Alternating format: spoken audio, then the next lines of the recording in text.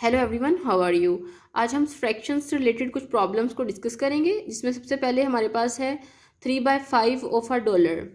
अब देखें, आपके पास $1 जो है उसमें आपके पास 100 सेंट्स होते हैं, ठीक है। और मैथमेटिक्स में जब आपके पास ऑफ का वर्ड आता है तो इसका मतलब होता है कि आपने उसको मल्टीप्लाई करना है।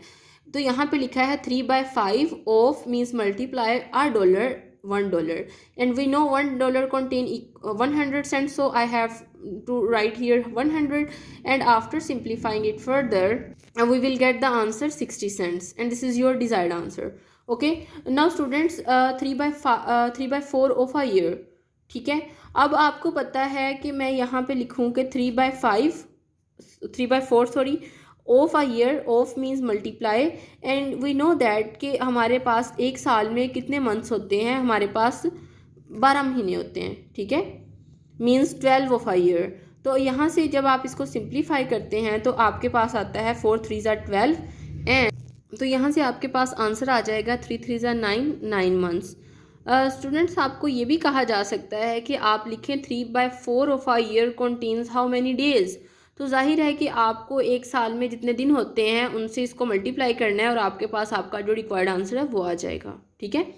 अब नेक्स्ट है कि 2/3 ऑफ आ डे, ठीक है।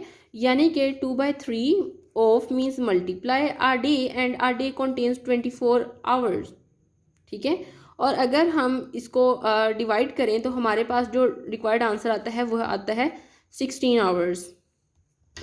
तो इस तरह की जो वर्ड प्रॉब्लम्स हैं जो कि फ्रैक्शन की फॉर्म में दी गई हों, लाइक आपसे कहा गया हो कि लाइक आपके पास देखिए ना 3/5 एक फ्रैक्शन है और आपने यानी कि $1 है तो उसका फ्रैक्शनल पार्ट फाइंड करना है, और आपने जस्ट उसको मल्टीप्लाई किया और आपके पास रिक्वायर्ड आंसर आ गया।